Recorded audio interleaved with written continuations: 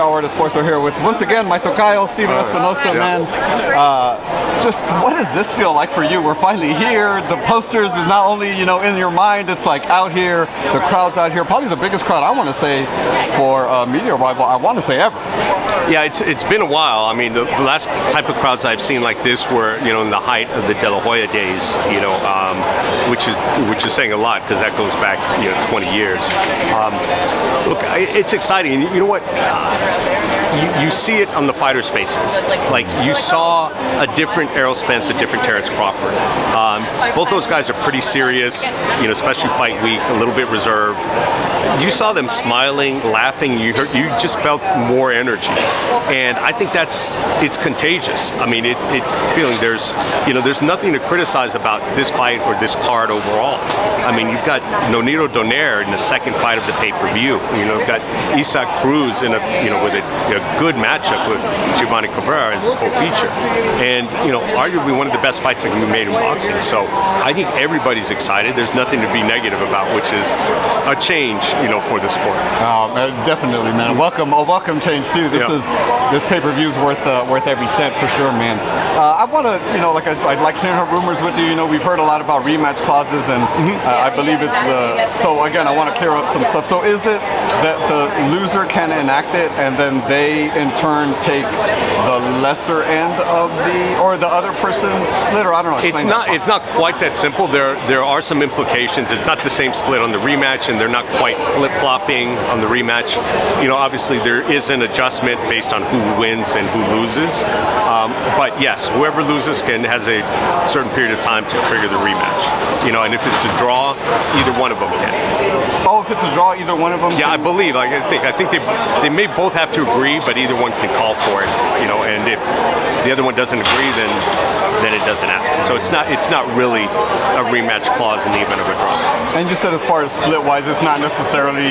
It's not that simple. It's like a little bit, you know, different things happen if different guys win. That's interesting, man. I want to say it's kind of one of the first rematches of its kind like that, right? I feel like normally it's just, if this person loses, they can say they won it, and then you figure out and then you figure, right. So, like, look, it's... As difficult as it was to make this fight, we didn't want to leave anything to chance. So everything is set forth in full detail, so there aren't any questions, there aren't anything to be worked out.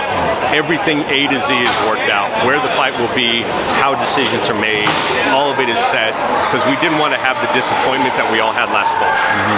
Crazy to think we might get it twice, as long as it took to get it once. Yeah, that's, you know, and it could be. And look, I think if it's as close a fight as we all expect, I think we will see it twice, but it remains to be seen. Like, you know, we've been surprised by plenty of results in the ring.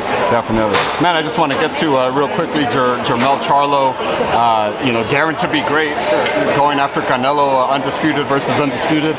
When does that start ramping up for that fight and you know what I mean, promotion and all that? When are we going to get to see these two guys together, kind of, fight fans can start arguing about, you know, who's bigger, all that stuff? Right.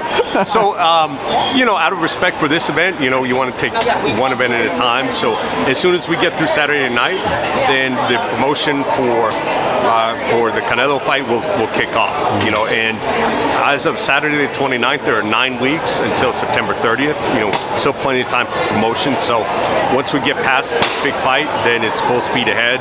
You know, tickets on sale, press conference, all access, you know, A to Z, and next thing you know, we'll be sitting, you know, back here in the lobby in September 22nd. Yeah, can't wait.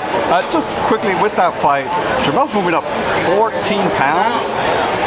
Do you, as a fighter, do you just kind of put on the weight naturally? Do you maybe put on, like, do the little weight stuff? I mean, maybe mix it up? Or? Yeah, I'd be surprised. Look, it's up to Derek and Jermell, but I'd be surprised if he went up expecting to weigh in at 168. You know, we both know, you know, those guys are big guys. I mean, and I think people aren't going to fully realize it until they see height and reach. The advantage clearly goes to Jermell. He's got a big build. He's really athletic. I don't think there's going to be any size advantage, you know, either way. I mean, you could argue with a longer reach, the size advantage may be Canelo, maybe Charlo.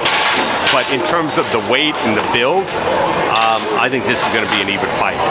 Man, we got so much on the schedule. Obviously, this one is the one. We've been waiting for it. I'm so happy. I'm so happy. Stephen, thank you so much for your time, brother. All right, you got it. Follow you. At Stephen Espinoza on Twitter. There it is, brother. Appreciate you, man. All right.